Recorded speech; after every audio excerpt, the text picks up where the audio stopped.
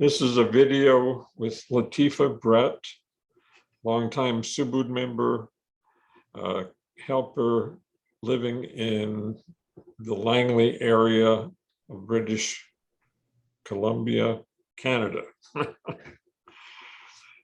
Latifah, can you start by telling us how you found and came into Subud? Just 1 second, I have to get rid of this, whatever it is here. Okay. I found out about Subud when I was reading John Bennett's books and other people that were close to Ouspensky and Gurdjieff. We were in kind of a group that was interested in those kinds of things, esoteric religion. So a few of us were trying to do this, but not really getting anywhere. So when I read about Subud in John Bennett's book, and Rohana Lang too, she was in this group with me, and her husband then, and another couple, we thought we should find out more about Subud. And so Evan was going back to university at UBC. And so we had moved to Vancouver, and Rohana was on the island with her husband and her little boy at the time. So they tasked us with finding out what we could find out about Subud. So we didn't do anything for a while. We thought a lot about it, and yeah, eventually we went to the Yoga Vedanta bookstore and asked if they knew anything about Subud. And he gave me a phone number of a man named Robert Orchard, who worked at the CBC. So then we got in touch with Robert, who then became Imbert, and he and Rosalind lived in Vancouver, and where they lived was quite far from where we were renting. And so they asked us to get in touch with Bardolph, Paul, and Michael Nessman. So we went to visit them and their wives and had quite a nice evening, an interesting evening. And I asked a ton of questions. I think they were kind of thought I was hilarious because they seemed to them, they didn't seem like, you know, anyway, it was funny and charming, and it was nice to meet Paula and Peggy at the time, and then they were Haida and Fatija later. So then we had to tell the Langs about Subud, like Rohana and Marcus Lang at the time. So we did, and we also found out from Bardolph and Mahmoud that there were some people on the island that were doing Subud. So we went over to the island for the weekend and stayed with Marcus and Rohana and had a meeting with Rashenda and Leofen Luke and Patrick somebody. I've forgotten for the moment what his last name was, Patrick, and his wife, but we didn't meet his wife. So the men met with two Subud men, Leofen and Patrick, and Leofen's wife Rashenda was there. So she met with Rohana and I in a little cabin in the woods by the ocean. So we asked about Subud, and Rashenda told us lots of things, and we were quite moved. In fact, we felt like we were open then in some way. So touched by everything that she said. So very soon after that, well, it was just in the last part of 1968 that we were meeting with these people in November or something. And then in December, late December, Rohana had been waiting outside Rashenda, and there was another member there at the time. The Rays were there, Rohana, Ray, and Stuart, and they laddie hand in Nanaimo in the frame shop that Marcus had there. He had a picture framing shop. So when there wasn't business going on, they were able to laddie hand in the space. So Rohana was waiting outside while their laddie hand was going on, and she was accidentally open. So they just continued with her doing the laddie hand. And I was probationing in Vancouver on Hastings Street. It was in a sort of a, I don't know, above a plumbing store. So we had to climb up all these steps, and it was, yeah, in East Vancouver. So it wasn't very pleasant neighborhood or anything. So yeah, that's where we went. And I got a ride to sit outside the women's laddie hand, which we did in those days before we knew that we weren't supposed to be doing that. And I waited, and when I found out Rohana had been opened accidentally, I was so jealous. I wanted to be open too. So I mentioned something to one of the helpers, who said, "Oh, no, we can't do it like that. You'll have to wait." So I was very, very patient, and I finally was opened at the end of January in 1969. It was quite something to be opened. It was in the general laddie hand, and the helper read the words, and I followed. And I remember saying, because I was quite unsure in some ways whether it was really the right thing to do. So I asked for forgiveness if it was wasn't correct. And then I had this laddie hand that was quite something. I don't know how to explain it. I guess I must have fainted or fell backwards onto the floor, and my hands were in the shape of a cross outstretched, and I felt nails in my hands, like where they would have been. And then my feet were crossed over, and I didn't feel any pain in my feet or any in my hands. I just knew that there was this vibration all through my body, and especially in my hands and where the nails would have been. And I felt I was making these very guttural noises and unpleasant sounds. And I was quite amazed. And so the helper that was who had read the opening words was quite concerned about my laddie hand in the general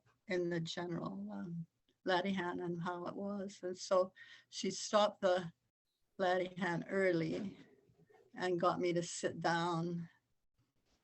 And then I thought, oh, well, that's okay, I guess. I can always do it again. But I didn't quite understand why she had to stop me, but I guess she felt it was a bit much for everybody else. I don't know.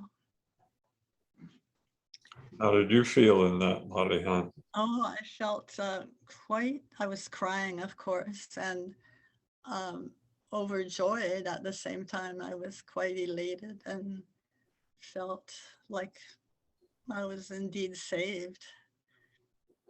And that's what I'd been looking for all that time. How about Latifah's after that? Oh, well, we had young children then, so it was hard. Evan was opened a little time later, and so we took turns going to Latihan.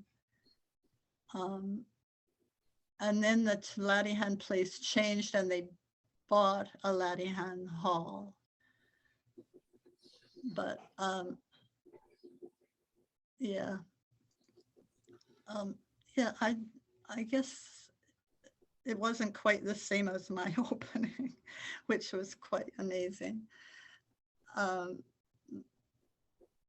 I gradually, slowly, I guess, felt just like other people did in their beginning Latihans. It was sometimes difficult to feel like anything was really going on, but I knew that because I'd had that opening experience that there was no way I could not go to Latihan. I was in it for life. It was a life sentence. So have you had much experience of being around Bapak during these times? Well, when Bapak came to Vancouver in 1969, it was in September, I think. And I guess he'd been there the year before too. I don't remember, but it was very exciting. And we hit to the Blue Boy and we met Bapak. Well, we didn't exactly meet him, but Rohada and I decided that we'd go and help in the kitchen or help Amina with serving Bapa and Ibu. So we went and did that. And so we got to know a little bit about Ibu through Amina. And then, of course, we met, we're in the hall with Bapa. And he did testing, and that was very interesting. And people persuaded me to go up on the stage and do testing with Bapa. And I was very nervous to do that, but I did. And I can remember it was in the years when there were a lot people wore mini skirts, and I had a nice dress that my mother had gotten me. And so I was wearing that, but it was quite short. So I felt embarrassed being up on the stage with my short skirt, and everybody else had long gowns or skirts. Anyway, just getting used to the Subud ways, I guess. And how was that testing for you? It was okay. I can't remember. I remember better the testing that we did while we were sitting in our seats. As Papa did that kind of thing, and he asked about the difference between Mary, the Virgin Mary, and somebody else, like just to compare, I guess. And I remember that being quite amazing. And then how it was for someone that wasn't so good, a man who had power over other people or something of that nature. So those kind of tests were quite amazing to me. Yeah, it's quite interesting. Strong. So have you gone to any of the world congresses? Yes, I have. Luckily, I went to the Wolfsburg World Congress with Evan and Michael, our son, who was 5, just about 6 then. And yeah, that was quite good for me.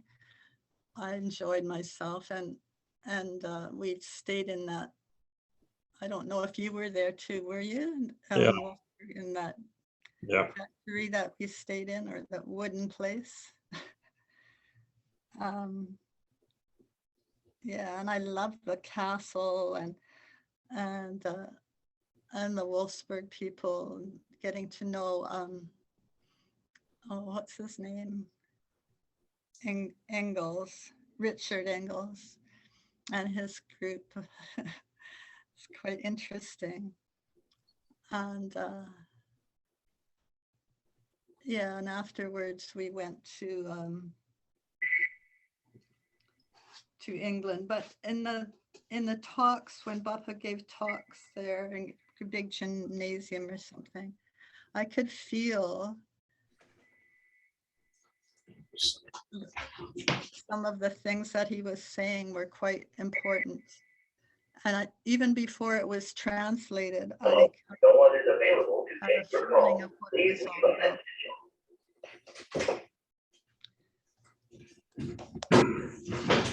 Sorry about that.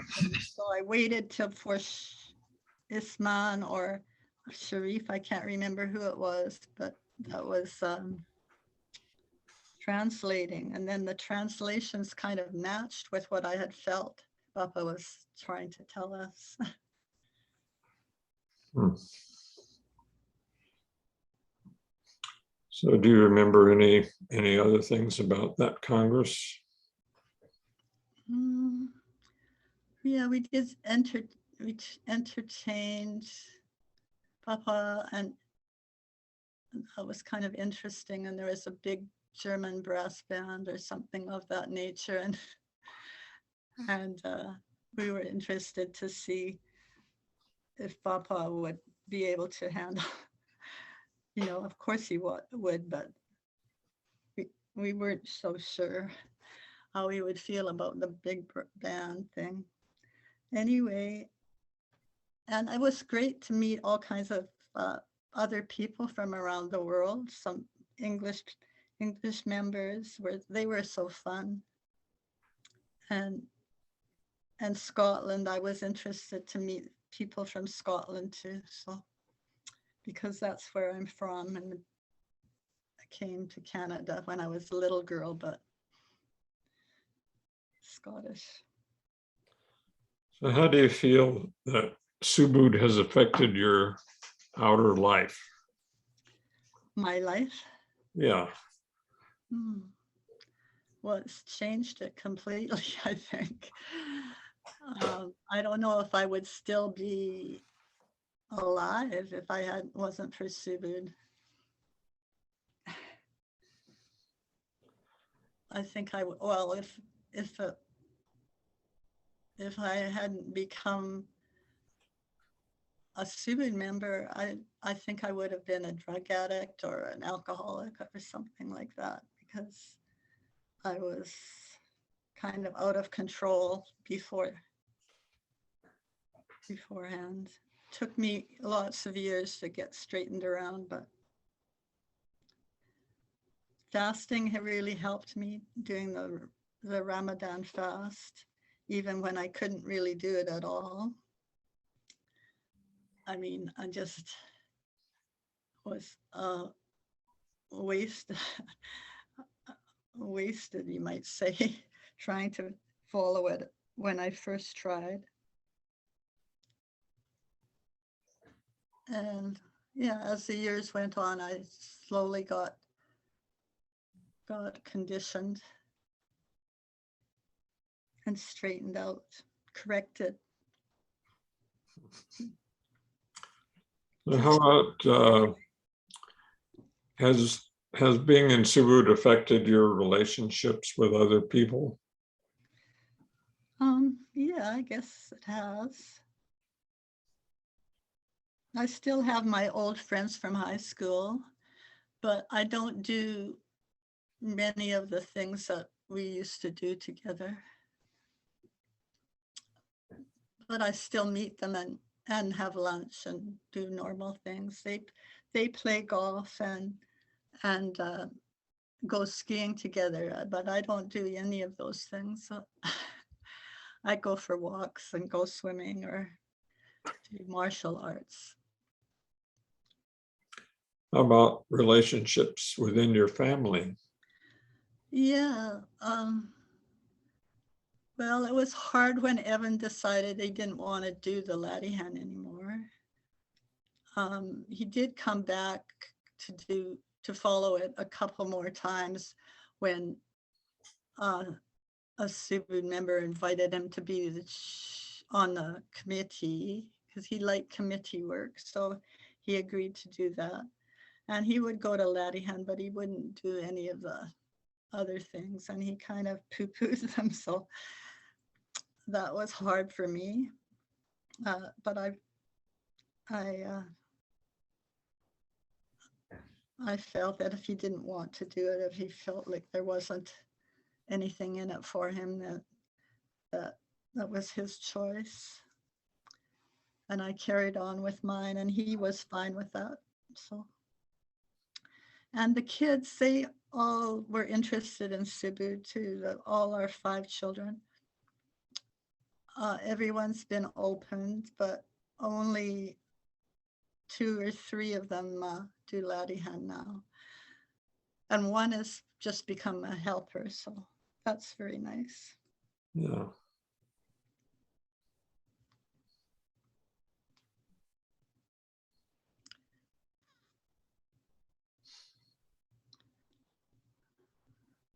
Have you had any kind of interesting kind of spiritual experiences over the years? Yeah, I guess so. I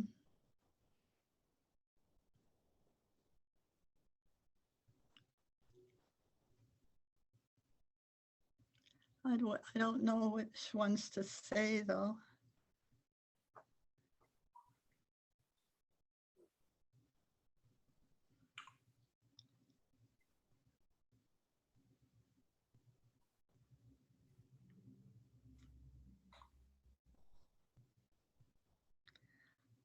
I often have had dreams or messages come to me around from what Bapak is telling me or showing me, or it's like, if it's a kind of a dream, it's more like a story, and it relates to how I should be in a certain situation. So those kind of things are really interesting and valuable to me. Yeah. And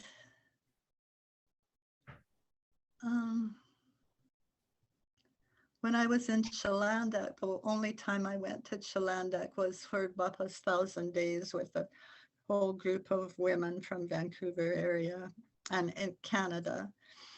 And when I was at Bapak's grave, it hadn't been moved yet. We were still in the old place.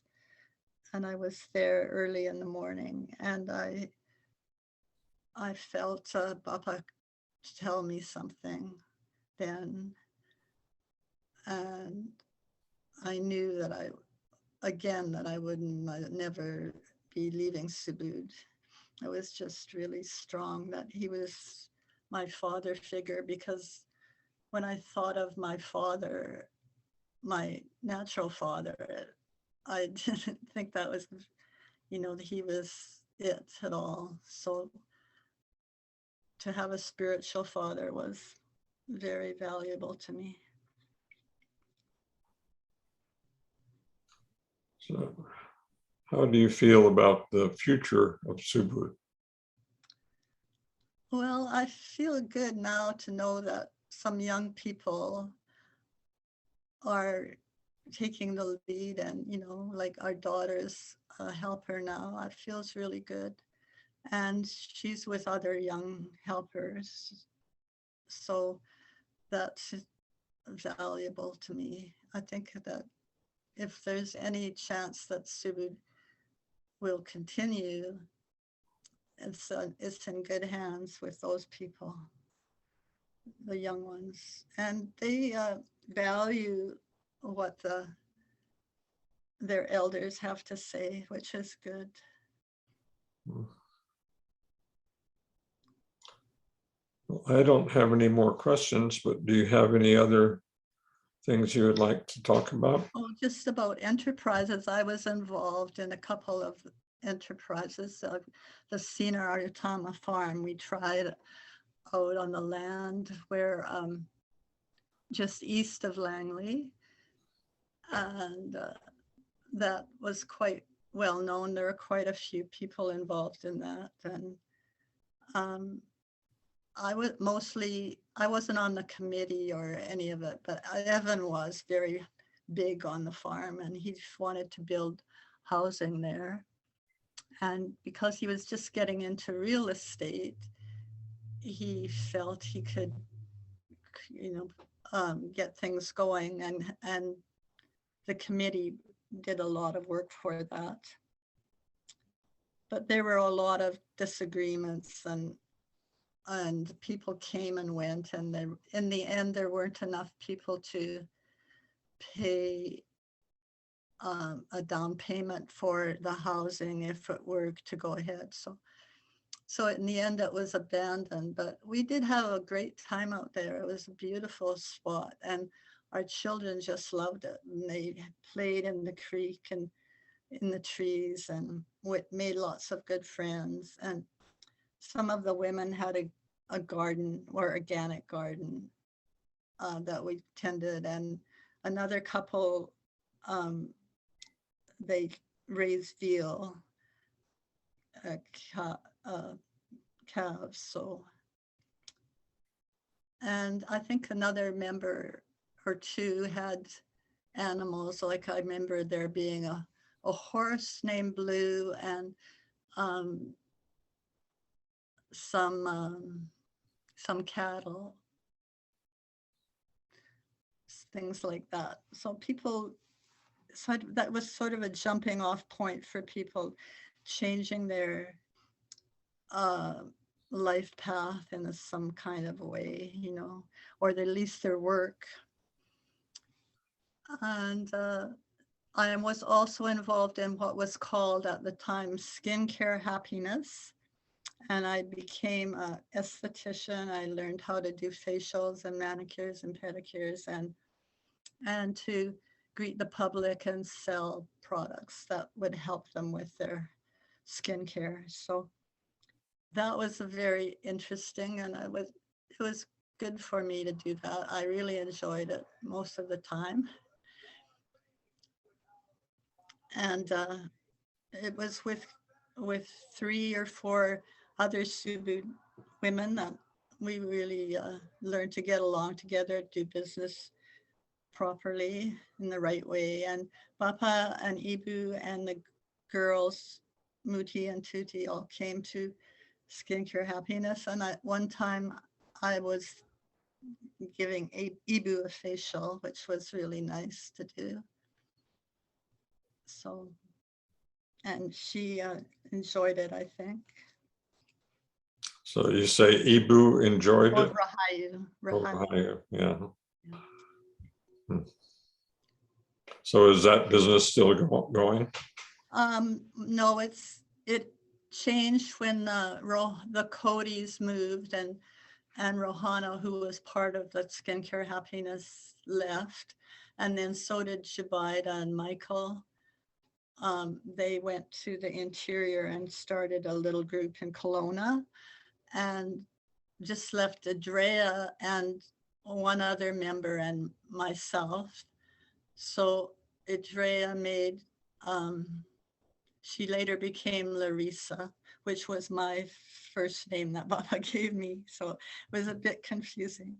So Andrea's skincare continued on, and we moved it to Broadway, which was more of a business area than where the Skincare Happiness was located. Baba had said, well, there's not enough businesses here. So Andrea moved it to Broadway.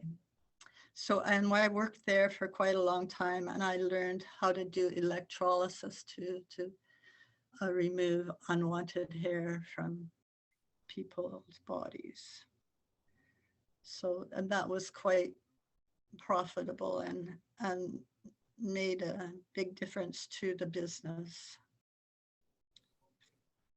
So yeah, that's all I wanted to say otherwise.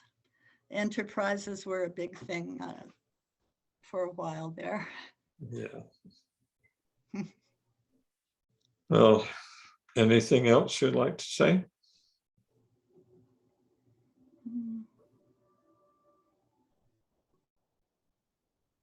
Well, I'm really looking forward to having a big meeting with Subud members.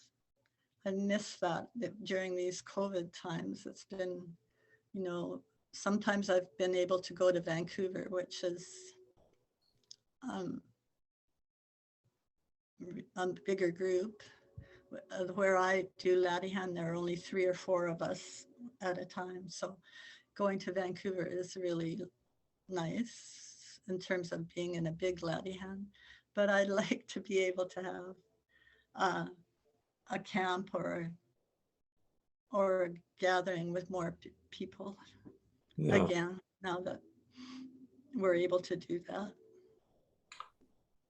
So I think that Subud Canada might be, or the region might be putting on a camp at Camp Alexandra, I hope.